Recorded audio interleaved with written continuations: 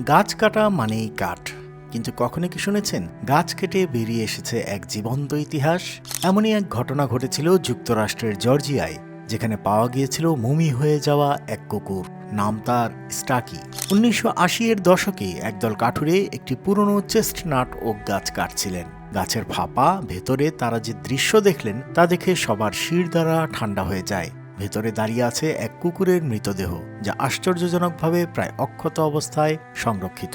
বিজ্ঞানীদের ধারণা, স্টাকি নামের কুকুরটি সম্ভবত 1960-এর দশকে শিকার তাড়া করতে গিয়ে গাছের ভেতর ঢুকে পড়ে, কিন্তু সরু ভেতরের পথ আটকে গিয়ে আর বের হতে পারেনি।